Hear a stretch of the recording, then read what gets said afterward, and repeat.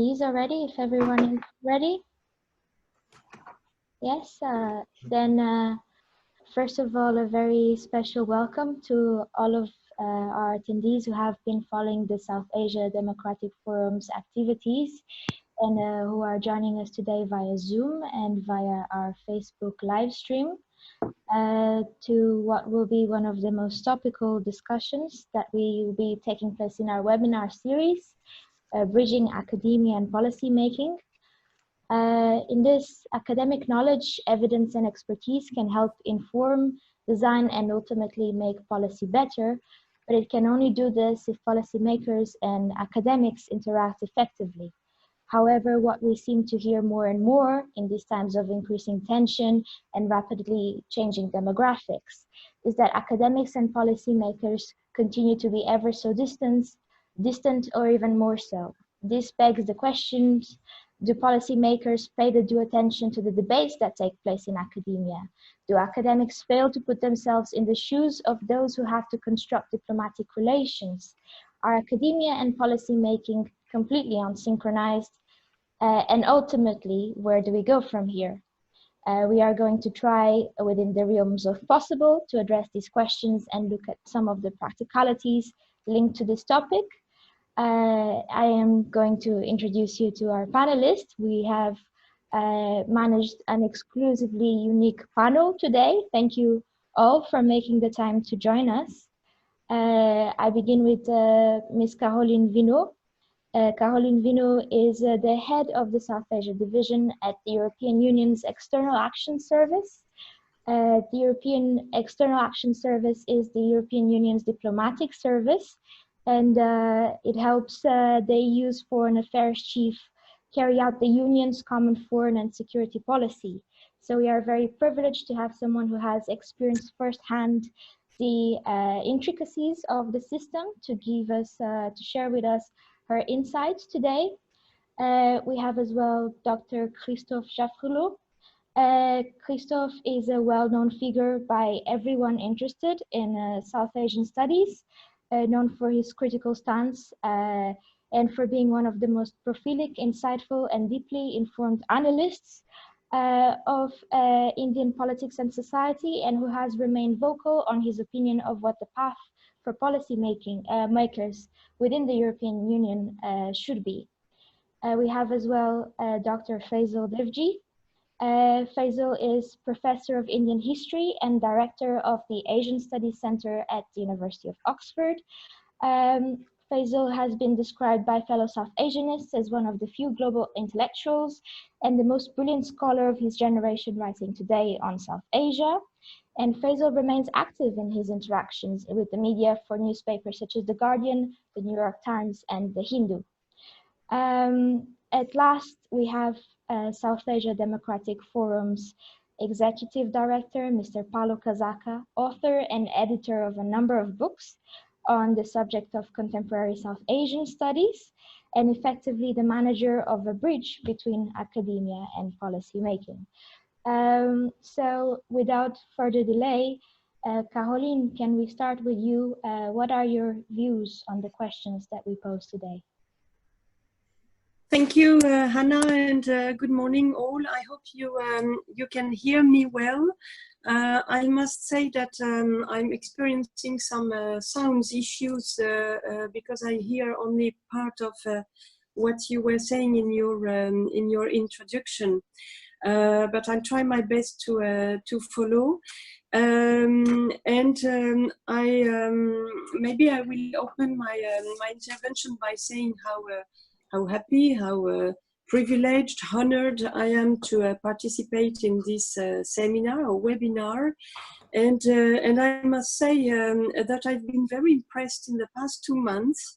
You know, after the first 2 or 3 weeks of sidération, which we went through in our various respective areas, when the epidemic started to spread out throughout the world, how dynamic has the academic world remained in spite of the social distancing and confinements.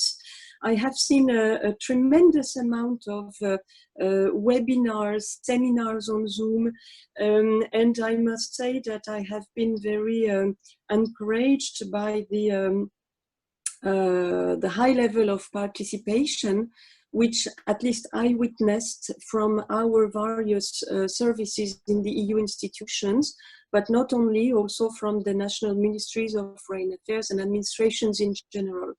And I think this itself, per se, is already the beginning of an answer to the many questions which, Hannah, you have put for our discussion today. The very fact that, in spite of the fact that we can't physically meet and discuss, we have overcome this with all the modern technical tools for communication in order to precisely through the difficult period which we are going through, and which raise many, many questions to all of us. We have all put a lot of efforts and time in getting together, continue to reflect together, to discuss, with sometimes some operational conclusions, sometimes not, but to continue this, I would say, mutual fertilization of the minds and spirits and reflections, bringing the various points of view together in order to help each other to go through this crisis together, and start reflecting on the exit strategies, and how to cope, how to respond, and how to continue to work together throughout the crisis and after. So I'm very glad to take part this morning to address some of the points which you've put. I would say this interaction between the think tanks, the academics, and the policymakers is of great importance. It's a very vivid experience for me in my current function, covering the part of the South Asia region, because that's a region where the academic world is extremely dynamic. There are really researchers, many researchers of an extremely high quality level, and we have some of their representatives this morning with us.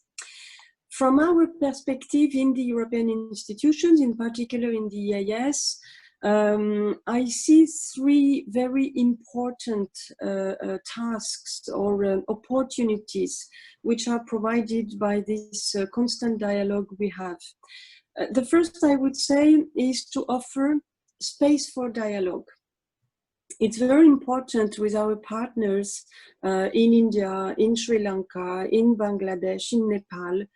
The space for dialogue is in parallel, in complement, sometimes a reinforcement or an inspiration to the official dialogue. And I say it's very important because we have had some periods where we've experienced some difficulties to schedule, our meetings, high-level official meetings, and it's really useful to have this possibility to continue to talk to each other, to talk about each other, and to continue this, let's say, unofficial dialogue via and with the academic world and the think tanks.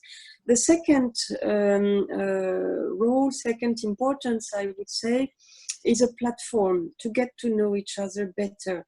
And it's particularly true for relations between India and the European Union, where we have a strategic partnership, we have, let's say, an institutional framework to our relationship, which organizes the amount and the rhythm, the sequencing of meetings we should have. But we felt at some point that there is a need, there is an interest in having some parallel tracks which can involve some officials and which offer this possibility to better understand each other with or without the participation of officials. And then, of course, the third important role is the channel of communication to inform the policy making. And here we have a constant dialogue with academics, with think tankers. It can be informal dialogues, it can be more, let's say, regular, institutionalized seminars, 1.5 track seminars, for example, where we tend to, where we as policymakers seek a better understanding of the region, of the challenges of our interlocutors, of the challenges which our interlocutors are facing. And this is very, very useful to help the mutual understanding, mutual trust also to progress, and it facilitates greatly our work then at official level. That's the three really important parts which we're working with. If I should detail a little bit more and provide some examples with regard to the first element which I was mentioning, the space for dialogue, we have developed over the past years with the help of the EU delegation in Delhi, for example. I say, for example, because we should not forget that there is also a very active academic and think tank environment in neighboring countries, in Sri Lanka, in Bangladesh and Nepal as well. But to focus a little bit on India, we have had very interesting experiences of 1.5 track seminars, which really helped this.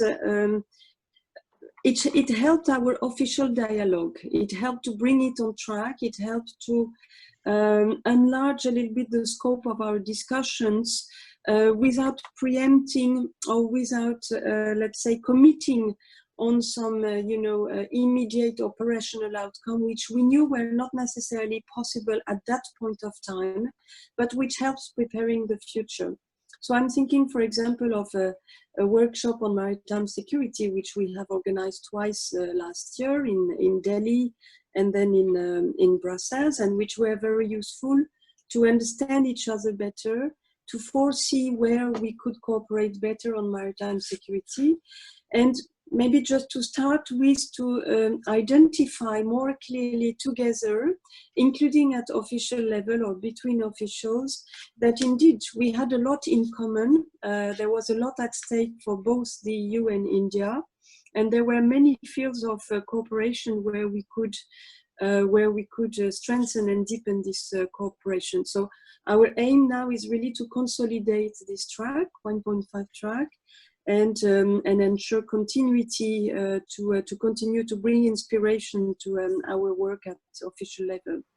Of course, there was also a seminar which has played an important role in the finalization of the EU-India strategy, which was adopted by the EU in 2018, which was this 1.5 track seminar, which we organized in the EEAS in Brussels, with the participation, and I think that was the first time that we had the Secretary West participating, with several high civil servant officials from various ministries in Delhi who came to Brussels to meet officials from the Commission in this very specific format, from which we could draw a lot of idea, a lot of feedback, which we then reflected in the strategy. When it comes to a better informing, or this platform to know each other better, I have, of course, to pay a special tribute here to the work of the EU delegation in Delhi, who has set up this think tank twinning initiative. And I don't know if Frédérique Champa is connected today at our webinar, but she has put a lot of her energy and efforts into making it happen. I think this is really a good example of track 2. I mean, a track specifically dedicated to academics, think tanks, meeting each other, getting to know each other better, and then bringing some issues, and then gradually associating policymakers with now, it's an established rendezvous at the Resina Dialogue, on the eve of the Resina Dialogue, that we have this possibility to have really a in-depth one-day discussion on the EU-India relations and how to bring it forward.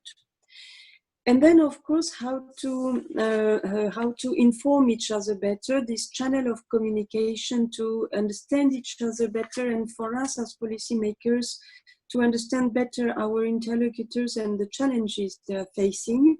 Here, of course, they are extremely, it's a challenge for us to be fully informed, to be able to follow, day by day, the work of the academics, because there's a lot, so we can't read everything, we can't be aware of everything, but we are trying our best to keep up. And also we have within the institutions, in particular in the EIS, a division which is in charge of policy planning, which role is precisely to analyze, observe, read, get to know what comes from the academics in order to feed our own reflection within the institutions. But we also have on a daily basis a dialogue with many of you and many colleagues throughout Europe and throughout Asia, which help us to also get a better understanding of some issues which we do discuss in our official dialogue. But it's interesting for us to hear from the academics their own point of view on issues which can be sensitive, such as domestic politics, regional cooperation, regional securities, issues like connectivity, climate change impacts in the region, issues like the Rohingya crisis. Those issues which we do discuss in the context of our official dialogue, but it's really useful for us in the institutions, in the ministries, to hear also the analysis which we get from our colleagues in the think tanks, in the academics. So this is to say that I don't think that we are desynchronized. I think we are consistently, and with a lot of dedication and interest on both sides, I should say, seeking, the right formats, the best places, the best times to meet, to discuss, to compare the notes, to compare the analysis, to share the analysis, and to get from it the inspiration which we need, the understanding which we need, while also being aware of the limits of the action, in particular of in the field of the public policies. So that's what I would say in terms of my introduction, and I will be happy to answer any additional comment or questions. Thank you. Thank you very much, Caroline. I think afterwards we'll follow to Christophe, who recently tweeted that he would address the issue of why policy makers and academics are not necessarily on the same wavelength. So, Christophe, can we have your intake? Thank you, and thank you. Well, I will preface my remarks by thanking Caroline for this introduction, and also by saying that I do get a view of what is happening in policy making, because I do interact with civil servants, including diplomats, on a regular basis, in France and in UK mostly, but also in Brussels sometimes, in Washington sometimes, in Delhi, where I interacted with the EU delegation till recently, and sometimes in Islamabad as well. So I do take part in track 2 dialogues, in the 1.5 dialogues Caroline was referring to. And I agree with her approach that there is a complementarity, and that's why we don't say necessarily that there is only one dialogue, but different tracks of dialogue. But complementarity precisely suggests that there are differences. We are complementary because we are not the same. We are not doing the same job. And the question, therefore, for me is when you suggest or when you say bridging the gap, well, what has to be bridged? What has to be bridged is for me the real question. And there I would make three remarks. I think that we do not do the same job because, well, the research agenda of academics is independent. Academic freedom. They formulate their research question, they make their hypothesis, they collect empirical material to test the hypothesis, and they come out with some conclusion. And they ask small or big questions, but most of them, at least for the political scientists, arc back to democracy, rule of law, human rights. These are what we do on the field and from the field independently. Policymakers may be aware of these findings, but they do not enjoy the same kind of independence. And they may, at least privately, agree with what academics say. They can't be as independent as academics are because they have to factor in many other variables which overdetermine their attitude, especially when negotiations are going on, when you have strategic negotiations, trade negotiations, deals in the pipeline, any kinds of deal. They may be, again, trade-related, military-related, arms deals being at the intersection of trade and military cooperation. Well, if what academics say are putting at risk, are jeopardizing the fate of these negotiations, the policymakers will not be in a position to simply echo what the academics say, because that would make some of the official agenda derail. So there is, by nature, indeed a complementarity that can go very far, because it can go to a contradiction at the end of the day. And especially in the context of what we call economic diplomacy. Economic diplomacy is a phrase that emerged in France after many others. The previous one was completely different. R2P was on the contrary a way to somewhat interfere with other countries, you can say sovereignty, in order to make human rights prevail. Economic diplomacy, on the contrary, implies that you may promote trade, economic relations at the expense of other considerations. So that's the first big difference that for me is why we are complementary, but not necessarily on the same wavelength. Secondly, there is a timing question. The timing of policymakers is not the timing of academics. Academics can work on the same topic for years, dig into detailed research agendas. Policymakers have to deliver, not necessarily very quickly, but be they politicians or be they diplomats, they have 3, 4, 5 years maximum to show results.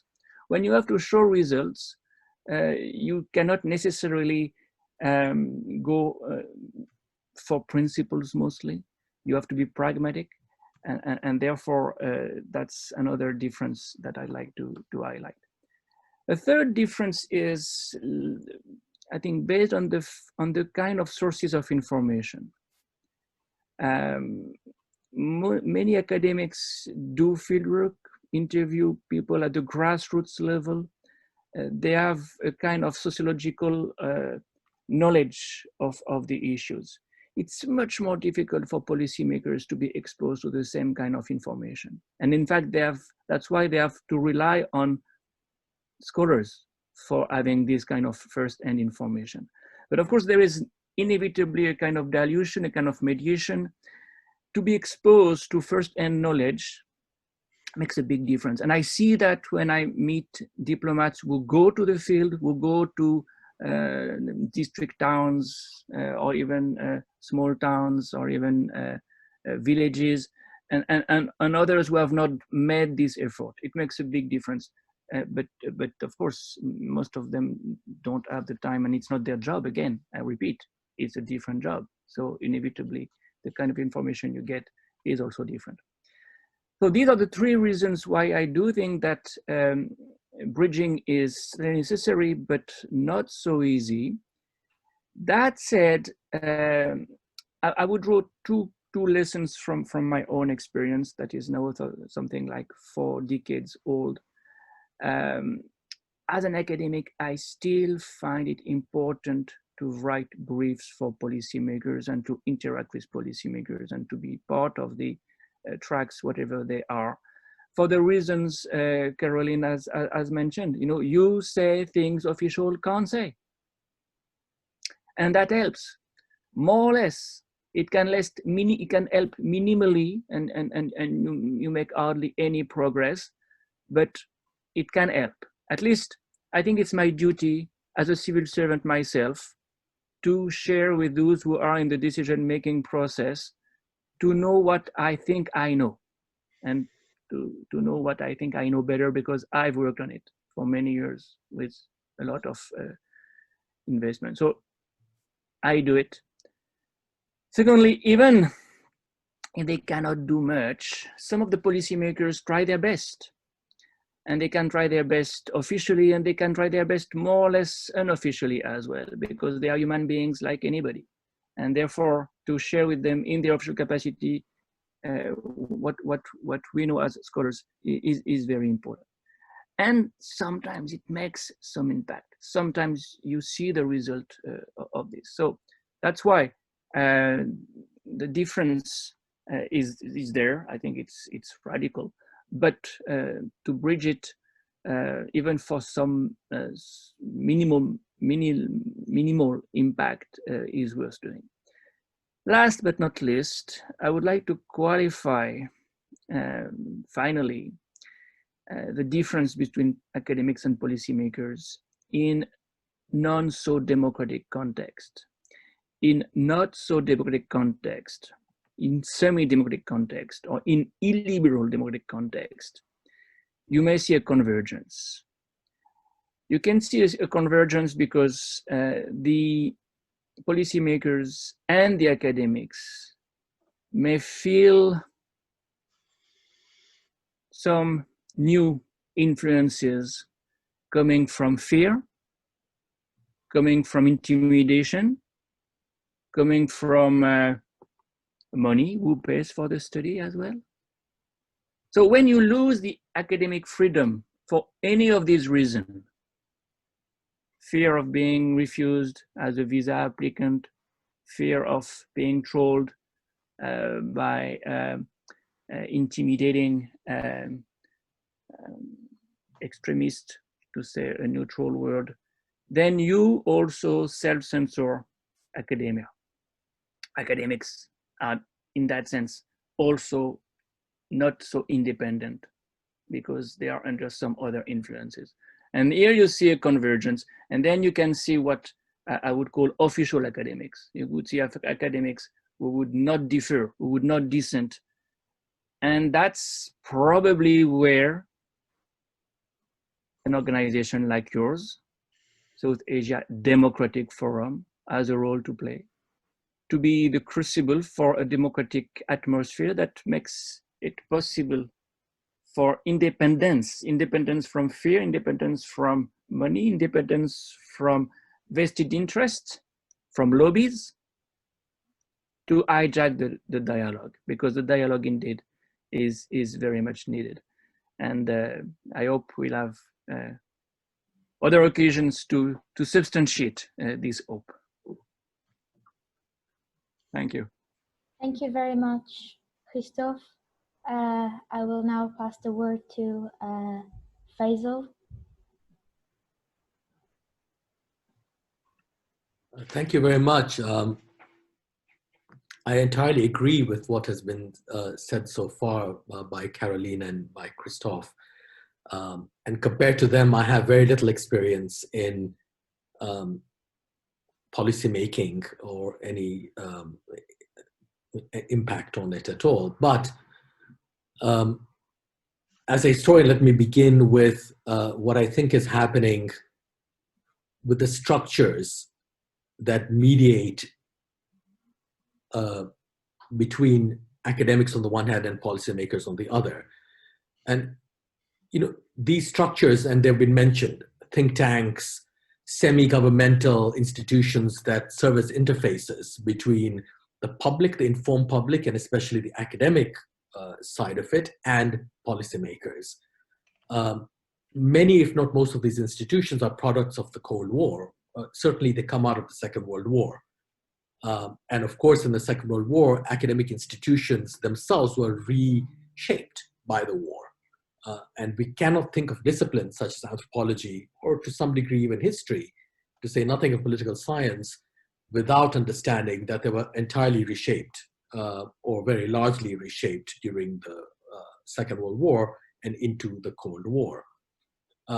And the United States represents perhaps the most developed model of this interface, with its plethora of think tanks, each one of which has a certain kind of ideological position. And that is as it should be, because you're meant to have more than one of these positions, each one of which lobbies the government or policymakers more generally. And they are meant to sort of gather together or be gathered by governmental institutions such as the Department of State. I would like to suggest, and of course lobbyists, whom Christophe also mentioned, are part of this interface. Both lobbies from ideological groups within countries like the United States, but also increasingly lobbies in the pay of foreign countries. And this has, as you know, become an important talking point, shall we say, in the US today. Now, I would like to suggest that this entire and very complex structure of interface, which makes possible institutionally the links between academics and policymakers, is under some threat today, at least in the Anglo-American world. And yet, at the same time, it is sought to be reproduced in places like India, with all the caveats that Christophe mentioned about intimidation and fear and money. So in Delhi today, you also have a number of think tanks. You also have government or semi-government institutions. And you have, Brookings, and you have Carnegie, and you have the usual suspects there. But what has always struck me, and these are new entrants, what has always struck me about this situation is that, unlike in the US, for instance, apart from the governmental bodies, none of the others seems to have any specific ideological position. They share the same set of people who wander through them, including myself. And so you're not getting anything very different. They're not playing the role that these institutions are meant to play. They're playing the role that the IIC, the India International Center, used to play and still does, where everyone can go through and say the same thing.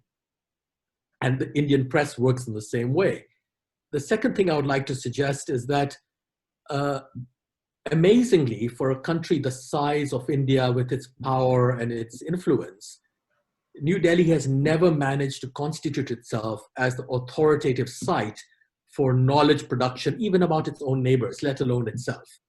If you really want to know strategically about either India or, say, Pakistan, to say nothing of Bangladesh, Nepal, Sri Lanka, etc., you're unlikely to go to New Delhi.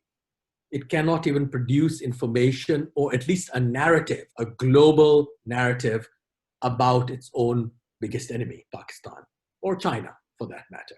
That is a significant failing. I'm not quite sure where it comes from, but I think it's very, very interesting. This inability, despite the fact that India is full of academics, it is the most well-endowed country in South Asia in terms of intellectual quality. But for whatever reason, it's been unable to, if you will, capture that market. You still have to go to New York or Washington or London or perhaps Brussels for that kind of narrative. So on the one hand, then I suggest the old Cold War world of that made possible an institutional interface between academia and policymaking is coming apart. On the other hand, in India, it never seems to have taken off. Now, let me say something about what I mean by this interface coming apart in the Anglo-American world. I think we all know that the Foreign Office in London or the State Department in Washington are no longer really in the position of making policy, foreign policy. It's very interesting that policymaking is moved straight into the executive directly. So it's in the Prime Minister's office or it's in the White House. It's not clear whether the State Department, which in fact has not even been filled with the required number of officials it's meant to possess in this administration, has less and less say in foreign policy, although it might be required to implement policies that are made in the executive itself. This, I think, is quite interesting, and I don't know if it suggests that both Britain and the United States are becoming more like other countries. And whether that's a good thing or a bad thing, I'll leave you or the audience to judge. The other thing I think that's happening, and then might provide a reason for this, is that there has been a kind of neoliberalization of these institutions. And you see this, I think, happening in a very big way, though its roots go back earlier. It starts happening in a very big way with the war on terror. So post 9/11, where you have outside contractors, so the semi-privatization of the military itself, US and to some degree British, along with these private contractors who, of course, they're not for policymaking necessarily, but for the provision of intelligence to some degree, translations, implementation, and all the rest. They're not meant to make policy, but of course they inevitably have an influence on the making of policy insofar as they provide the data very often, or they create facts on the ground.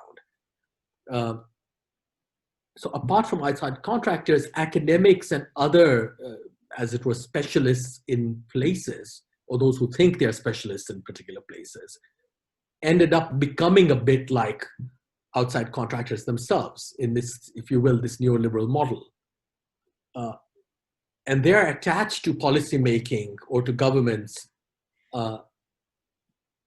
through money, because the way in which this works is that, let me give you an example. So just about 10 years ago, just before I came to the UK from the US, there was a project that was launched by the Pentagon in cooperation with the National Science Foundation called Project Minerva. And as you know, Hegel, the owl of Minerva, only flies at night. And this was meant to be a project that brought on board academics to advise government, and in particular, the Department of Defense. And there was a huge controversy because how could academics lend themselves to the war on terror, etc. And I had written a piece for the Social Sciences Research Council saying, that's all very well, but let's not forget that none of these academic disciplines is pure. They were all shaped, as I said earlier, by the Second World War. So when you refuse to advise government, you have to ask yourself this question: is this an issue of principle? Would you have refused to advise the government, if it were fighting against the Nazis? Will you refuse to advise the government on any war, or is this a matter of choice? And depending on what your answer is, you will have to provide a justification. So immediately the next day, of course, I received an invitation to be part of the evaluating body in Washington for Project Minerva, to look at these proposals that had come in from academics. And since I was leaving for Oxford anyway, I thought, well, let me have some experience of what this world is like. I went to Washington. I was put in some kind of secretive place with military people. And then we were all meant to sign all kinds of secret statements. And we were sat in a room and we got all these proposals on computers. We were never handed them out before because we were not allowed, of course, to see them or to have an ability to print them out. And much to my interest, I found out that I would say 70 to 75% of these proposals were from second or third tier American universities, from people I'd never heard of, who were clearly in it for the money because they had been transformed into these, as it were, agents of a neoliberal form of governmentality in which money had been promised, and what they wanted the money for was to increase their stature in the department, get tenure, get a lot of money for a big project that the university would like them for. They were not actually interested in the policy. They often proposed completely unrealistic projects, and of course they were all rejected. But I found it fascinating that you were not getting the best quality minds applying themselves to this, that you were getting unrealistic projects by people who were not really interested, who were in it for other reasons. And I offered this example only to suggest that this might be one of the flaws, one of the drawbacks of this way of operating. Where you put out a call, there's a lot of money attached to it, people apply for whatever reasons they apply for, and if they are given the money to do what they want to do, what ends up being produced is a lot of reports that then become part of a tick box exercise at the State Department, where they can say, look, we've done this. And indeed, and I'll close with this comment, I had the opportunity to speak to a former Undersecretary in charge of South Asia at the Department of State some years ago. And he said to me, speaking about Afghanistan, which let us count in South Asia for the moment, he said, look, what the Department of Defense does is it commissions all these consultants, and it commissions outside contractors, and it commissions academics to write various kinds of policy statements, consulted statements, etc. And they all pile up. And when the next general is sent in to Kabul, he actually, turns up in a room, the floor where from the ceiling to the floor is filled with these documents. And all he can do is get rid of them. There's no way he can even read them. They're not meant to be read. They're part of a tick box exercise because this is what is required, and everyone can say we have done what we need to do. So I think this is quite instructive. A lot of knowledge might well be embodied in those documents that have necessarily to be thrown away. But the way in which the neoliberalization of policy, as far as I can tell, works, discourages the reception and reflection upon such knowledge. So I just wonder whether there might be a different way to approach the problem. Thank you very much, Faisal. Now, lastly, before we go on to addressing some of the points raised, pass the word on to Paolo Casaca, our Executive Director. Thank you very much, Anna. Let me first congratulate you for the great work you have done for the organization of this webinar, getting together such high-profile people to address the issue that is at the core of the interest of SADF. Is really a landmark. We are very grateful, all of us in the SADF, for having had this income from you. You are very young in our organization. You are very young, but you are also very young in our organization, and you really made an impressive mark on it already. I would like to say that we also are thrilled with having these three personalities with us. Ambassador Vinod, who has an incredible curriculum. She has been the permanent representative to our country to the European Union. Although I'm not acquainted with French diplomacy in particular, well, in Portugal it is the highest normal diplomatic position that one can aspire to. I was once a counselor in a Portuguese permanent representation, and I know how things are, and so I think you are really someone with an incredible background that brought a lot of insight to the European institutions. Professor Jaffrelot, you have been for a long time in our board of advisors. You are a leading academic in South Asia. I would like to say that your challenge regarding the capacity to have a playground for discussion that is not disturbed by interests groups, by money, by any other of these sort of interferences, and really thinks about the general good is really our ultimate aim. It's really what we aspire to. It's something I would very, very much like to continue to contribute.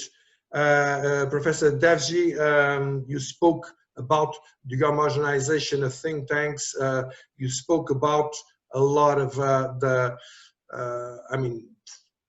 I think it is mostly a bureaucratic malaise of international organizations when you see piling up studies and reports, and nobody even can take them on board. Of course, there is a tremendous problem there.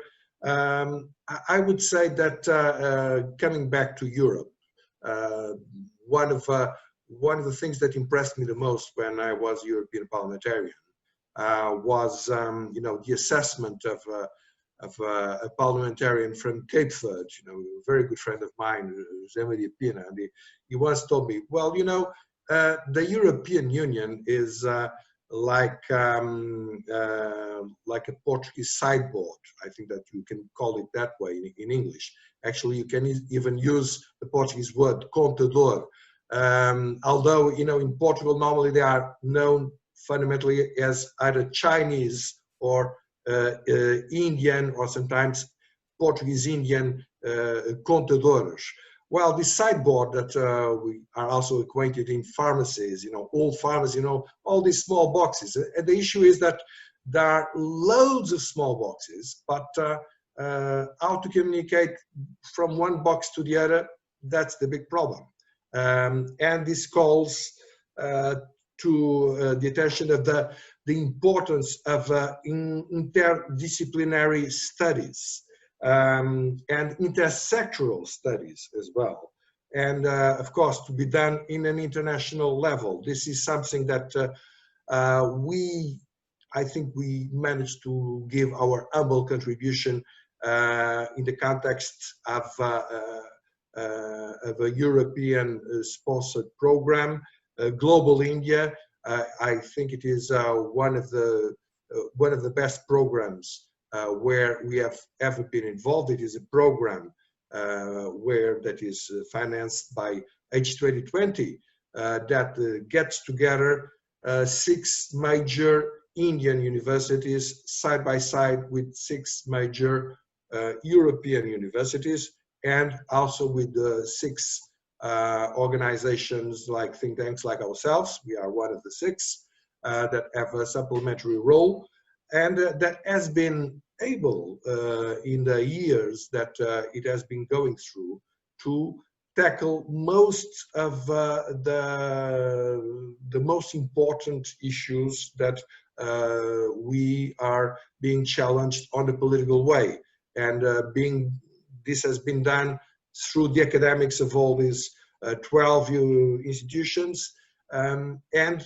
with a very good interlink with the European policy making bodies.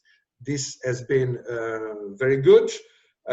We are now engaged in a new program that is in the context of Erasmus Plus, the Eurasian Insights Strengthening Indo-Pacific studies in Europe.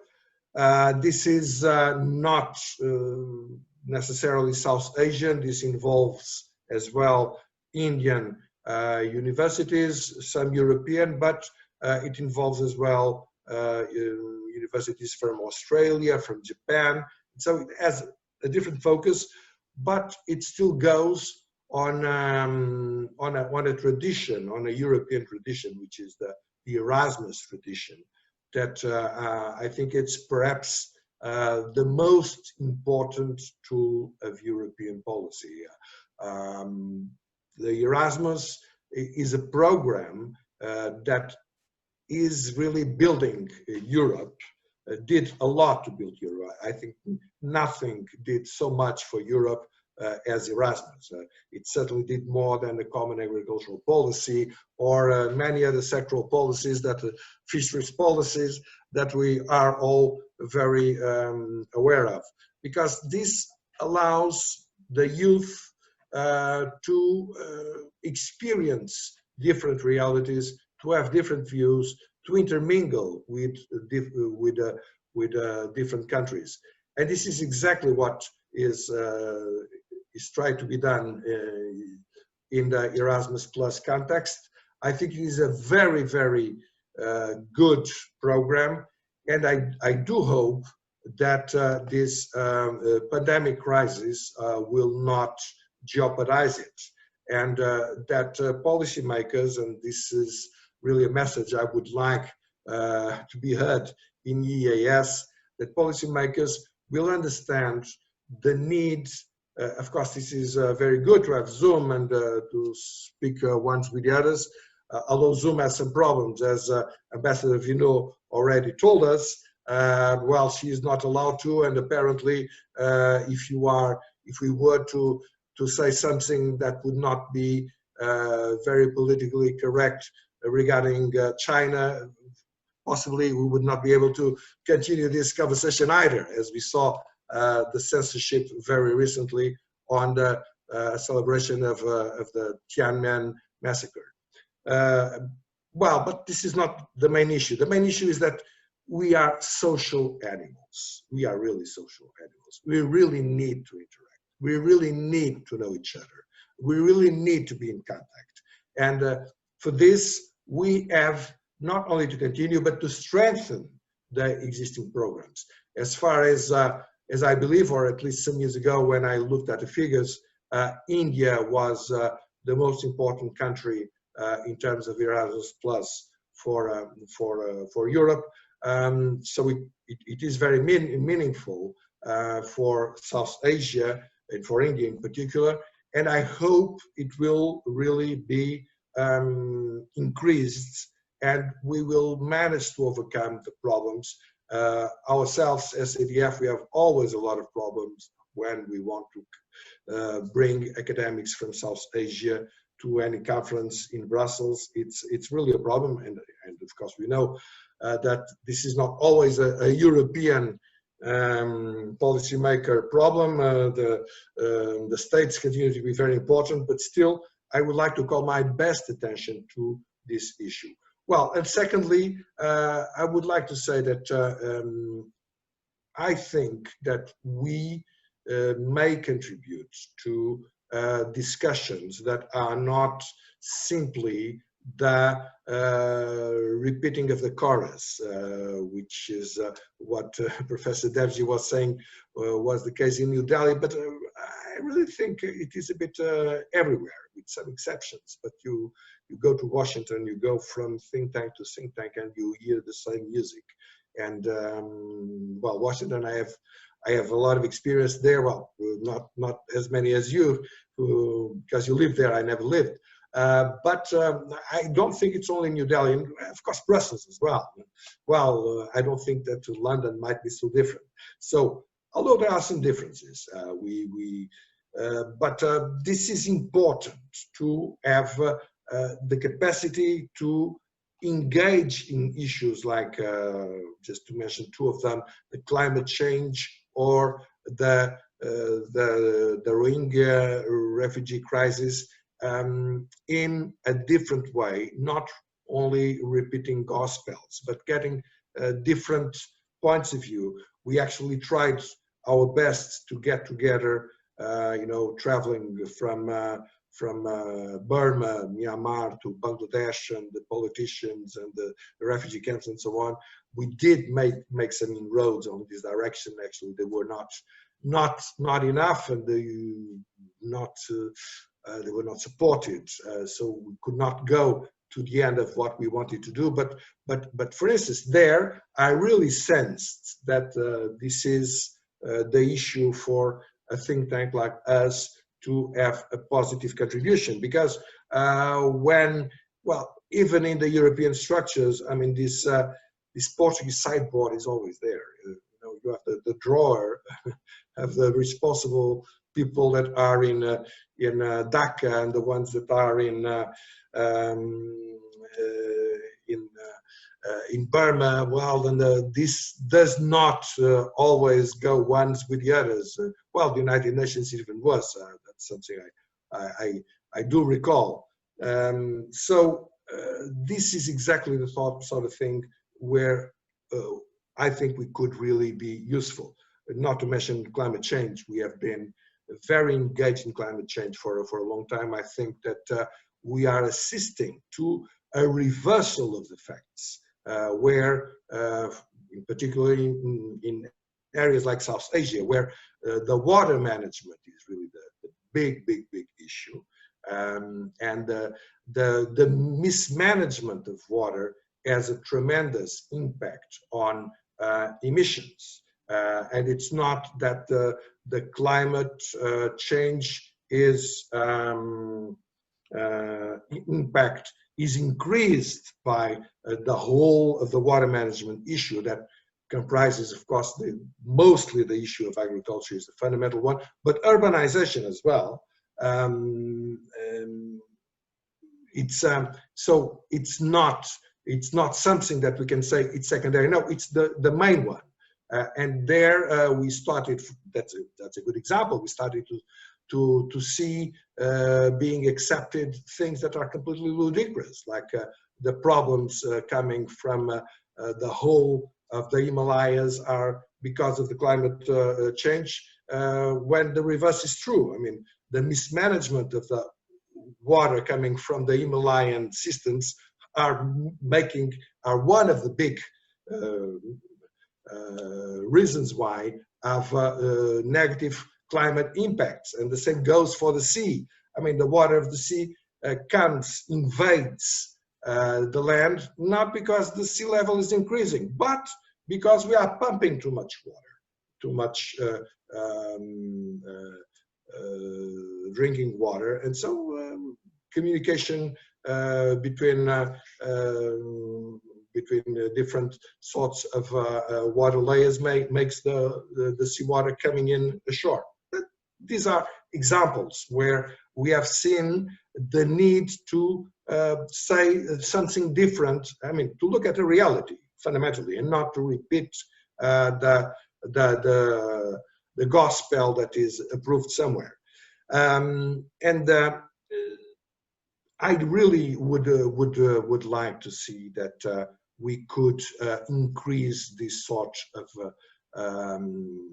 presence, of catalytic presence on debates regarding South Asia. These two, as the issue of development, as the issue of poverty, as many other issues. I think we can have a role. I think the academics are obviously the most important part of this reflection. The policymakers are essential because they know what they are dealing with.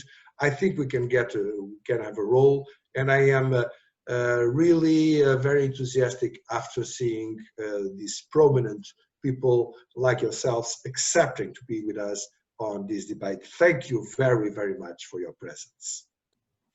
Thank you very much, Paulo, for your intervention. I think now, since we're privileged enough to have Caroline with us, I'll give her some space to comment on the intervention so far. Thank you. I risk being cut in the middle of my comment because I'm running out of battery. I would just want to say that first, modesty obliges me to clarify that I have not yet been the permanent representative to the EU, but I hope one day it will come.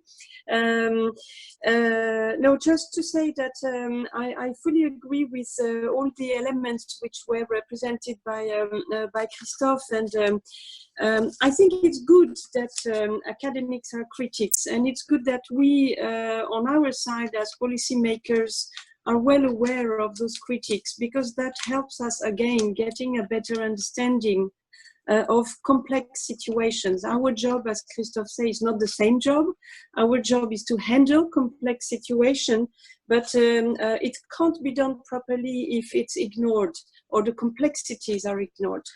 Very much agree also on the issue of the timing. And this I would connect it with what Faisal was saying, and thank you very much for alerting us, Faisal, on this impact of the liberalization of the academics. I think it's a real issue. It is also an issue which exists for us in the EU institutions, due to our own processes of how we function, how we finance projects and consortia and so on. So this is something we really need to pay attention, and it's good that you raise it.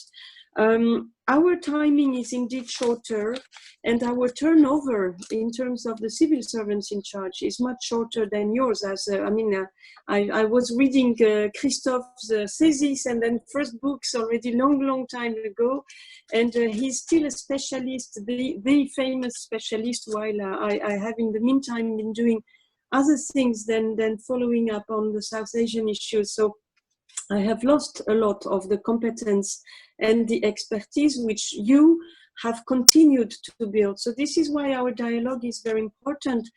And Christophe, you mentioned that the diplomats who go to the grassroots, to the country, who visit the countryside, and I would say it's the same at all levels on our side. There are good diplomats, some who maybe take less time to really do their job and go to get to know the in-depth country where they are posted. Probably the same for academics. Some are probably eager to go deeper into the substance than some of those which, Faisal, you might have been confronted to. My message to you is come and meet us. If not me, my successor, when there will be a successor, my management. It's really important, and institutions like yours, Paolo, and Hannah is very important for that. It's really important to come and continue to, I don't dare saying harassing, but make your points. Come visit us, come making your points, come passing your messages to all the generations of civil servants which will continue to serve with more or less motivation and more or less competence. That's life, that's human. But in general, we try to have good diplomats, and especially with a good knowledge of the region on which they exert their responsibilities. But indeed, it's really important that you as academics continue to irrigate our knowledge of the situation in the countries and regions which we're working with, and that you continue to do it as generations of civil servants are rotating, if I may say so. That's my call for you. And sorry if I'm interrupted before the end of our meeting. Over. Thank you very much, Caroline, for all your insights. I know, and I think the interesting thing about this panel is that Caroline is very aware and reading Christophe's work for a long time, and Christophe and Faisal have been friends and fellow academians for a number of years. I was wondering, Christophe, do you have something that you would like to comment? I mean, Faisal was particularly critic on the production of knowledge in New Delhi. Would you like to follow up on that? I can say a word on that, because I agree. There are very few specialists of the neighboring countries, including China. China being, of course, overrepresented among them. But I would say that it's true to in almost every direction. There are very few Indian specialists of non-Indian issues. And that's something indeed very disturbing sometimes. And when they invest in some expertise, they end up in a foreign country in many cases. So in DC, you have many Indian specialists of IR, of non-Indian countries, but they are not in India anymore. So that's a real challenge, because we do not interact so easily with experts of international affairs. If I may add 3 points quickly. One has to do with one of the questions that was asked by Rina Agarwal on the chat, because she made 2 interesting points that I want to highlight. Some academics become policymakers, so you can say fluidity is not so exceptional for some domains, including her discipline is economics. I would say on that front that when an academic becomes a policymaker, he is a policymaker and not an academic anymore. I mean, it's very difficult to be on both sides. You inevitably lose what I call the independence when you enter the system. And many of them have resigned, by the way, because they were very attached to this independence and they did not want to lose it. The second point she makes is very interesting also regarding the role academics have on the public sphere as op-ed writers. We keep writing op-eds, and I think it's a very important, an increasingly important role that we play, precisely because it's not so easy to influence the policymakers. So if you want to influence the policymakers today, you have to make a detour by using public opinion. And this is the ultimate tool we do have. And they can't ignore public opinion as much as they can ignore us. And that takes me to my third and last point. There is no doubt that it's more difficult to make our points heard by policymakers when we speak about human rights, when we speak about minorities' rights, when we speak about rule of law. It's more and more difficult. And that's why we use op-eds as well.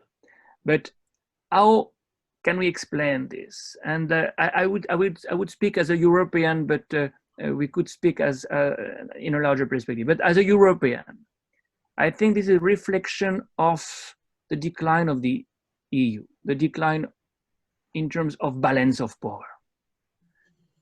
To dare to speak in the name of our values, the European values, the democratic values, is more difficult than it used to be.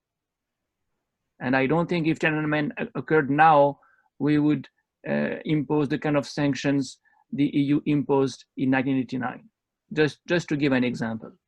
To say no is not so easy, and it's a reflection of some decline in terms of balance of power. We do still believe in our values, but we don't dare to project them as much as we used to. And secondly, it's related precisely to the rise of China. Because a country like India will appear as a balancing power vis-à-vis China. And therefore, you may not speak in the name of the European values to India because you think that you need another partner vis-à-vis China. That is the #1 threat ultimately. So these two things go together. I think there is absolutely no doubt about that. Plus, third, last but not least, the rise of non-democratic leaders across the board. So it's much more difficult to speak in the name of democracy when you have Viktor Orban not respecting democracy within the EU. How can you speak about democracy out of the EU if it is not respected within the EU? So we are at a time when the shrinking of the democratic space, makes diplomacy of human rights more complicated. And therefore, the job of the academics who try to influence the policymakers more difficult as well. And that's a way also to respond to the question, why do you write so many op-eds? Well, that's the detour. That's the detour we have to use these days. Hazel, would you like to make any further comments on the? Yeah, sure. I mean, I just think I want to agree and just elaborate on a couple of things Christophe just said. One, which has to do with the role of the diaspora Indian. And as we know, India has probably the largest diaspora in the world. It's something like 16 or 17 million people. It's very, very large. And now, of course, it's a diaspora that has, especially in the US and in the UK, produced a large intellectual class as well as a quite wealthy population in general. And you know, I think Christophe is quite right in foregrounding their role, which can be productive, but which can also be incredibly misleading, you know, because very often what you see in the US particularly is sort of diasporic intellectuals of Indian origin sort of pushing a line for India to toe that might not actually be in India's interests. You know, for them, India's interests must be aligned with American interests. There can be no other possibility. But this is not to take India's specific policy objectives and interests seriously. It's a kind of fudge which they can manage to do precisely because they position themselves both in India and in America, you know, and a number of things that have been going on recently, basically the pro-American side of things, right? So it doesn't necessarily do India any favors. On the other hand, the large population of diasporic Indians in Britain or in the US also makes them important for American policymakers because they are, to use an Indian term, a vote bank, right? So when the Indian Prime Minister goes to Houston, the American president has to be there. When the Indian Prime Minister came to Britain, the British Prime Minister had to be there. You know, even though the Indians were there to see the Indian Prime Minister, they were not there to see their own Prime Minister or their own president. So it mixes up all kinds of things. There's a kind of vote bank politics and a demographic issue there for the host countries themselves, which was not the case in the past. And secondly, there's kind of wishful thinking of diasporic policymakers, especially vis-a-vis India. Another thing Christophe was saying had to do, of course, in his first set of comments with the importance of difference, that academics must have a different language than policymakers. And this is useful for policymakers. You know, there has to be obviously a mediation and a translation, precisely because of what I was saying earlier. If the academic is only there to pitch their ideas, like in a version of that television show, The Apprentice, which the American president in his previous incarnation used to run, then there is no difference. And this is what I see happening over and over again, where academics in the situation I described in Washington are basically trying to get money by telling policymakers what they think the policymakers want to hear. The policymakers must want to hear X, Y, and Z, and so we will actually produce this for them. But that's not the way it should work. If I read what Christophe has said correctly, there has to be a difference. And this is something that is incredibly productive for policymakers themselves. Otherwise, you're just getting the same thing that they already think. And they're just getting more, as it were, statistics and data, and etc. And finally, the third thing which is linked to that has to do with the fact that the problem in a way is the marketization of opinions. What I was just saying, you know, you're an academic and you want to pitch your idea like you're pitching it, you know, for a product, you're trademarking it, you're branding it, you want to sell it in the market. And that doesn't necessarily produce the best ideas. One way of dealing with that is to do what, and here I take Caroline's point seriously, is to have academics actually more deeply involved with policymakers, not just there to give an occasional talk, but actually there institutionally, so that you might have one academic or two looking at policy documents. Obviously, I'm talking about non-classified materials here, or able to look back upon them, so that there's a learning process that happens. Whereas for the moment, what I think happens for the most part, not with everyone, is that the academic is brought in either to give a talk or to present, to write up some kind of policy statement, and that's it. There's no other, nothing else happens. Whereas I think what's important is precisely the follow-up. That's more important, perhaps, than the initial presentation. Okay. Thank you very much, Faisal.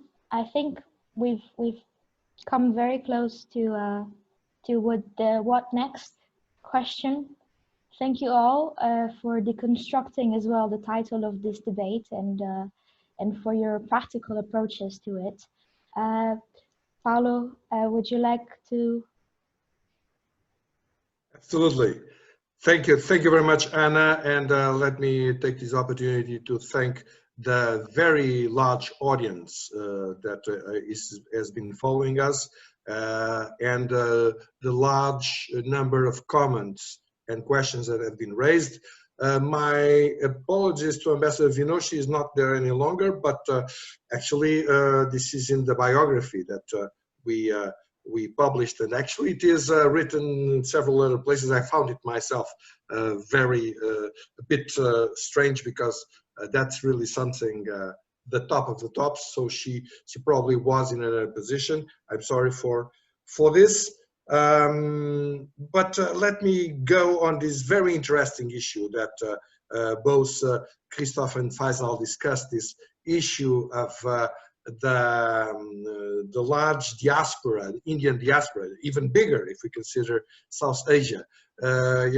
One of the things that strikes me and gets a lot in a way to understand what Faisal said is that when you go to the Indian, small shop, and you go to the Chinese shop, what is the difference? I mean, in the Chinese shop, you will find only Chinese products, and the whole of the system is fully Chinese. You go to the Indian shop, perhaps you see half of the things over there are made in China.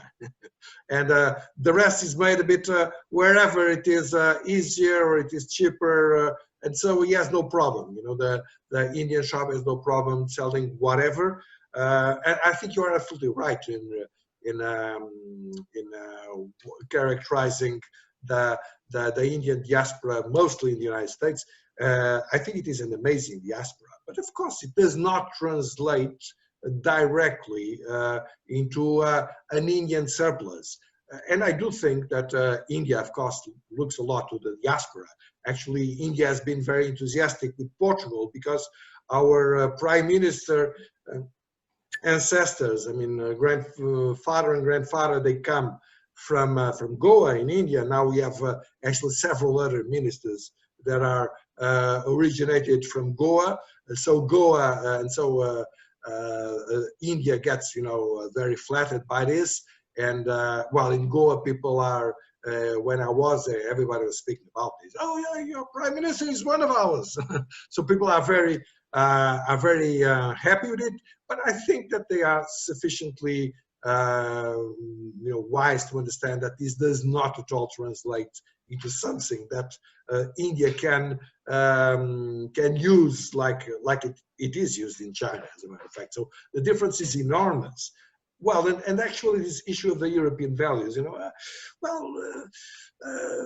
when Alexander the Great got to the Indus Valley, his forces were absolutely mesmerized by the democratic, aristocratic sort of societies that they found over there.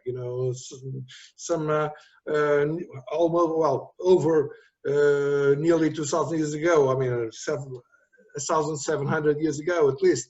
So, I mean, European, we have to be a bit careful. And of course, I mean, the democracy really came from America nowadays. Actually, Fukuyama, I think he's absolutely right, saying that the first European country in our modern, contemporarily, that introduced democratic, nearly full democracy was Greece, as in the past. But I mean, the United Kingdom took a very long time to get into the most important things that we consider to be the essence of democracy. To give an example, so I think that in our dialogue with South Asia, we should not.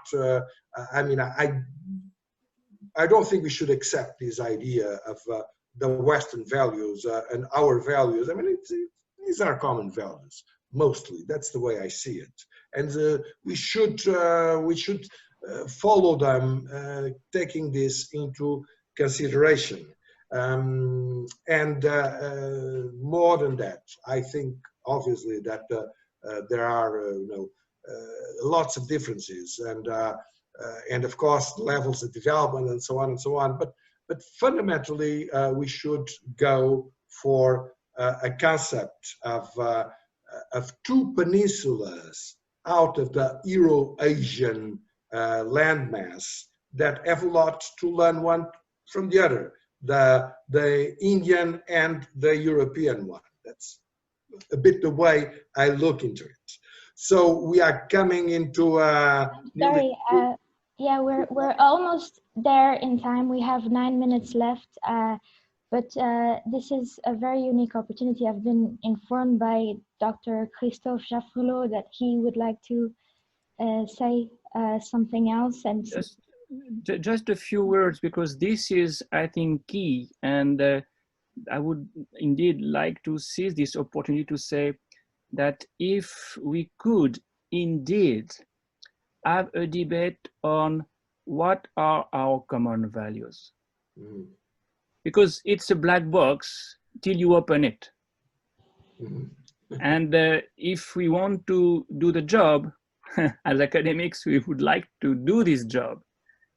Look at political culture, political anthropology, political history, of course, and Basil knows history better than me, and see where do we stand, and are these common values, A, not so difficult to define, B, implemented the same way on both sides, and C, does it mean that we are not only partners for trade, for deals, but on the same page as somewhat a civilization? Because that, at the end of the day, is what you suggest. That would be a terrific colloquium. I would be very much happy to take part in this one. Very good. Thank you very much.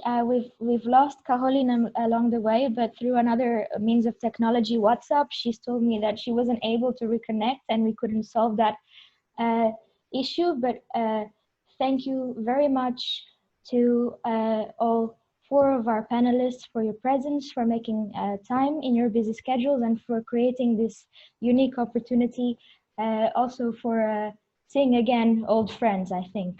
And SADF looks forward to seeing you on our next webinar on the 23rd of June on Indian climate change. And with that, I say again, thank you, thank you, thank you. And I hope to see you soon. We hope to see you soon. Bye-bye. Thank you. Bye-bye. Goodbye. Bye, bye, bye.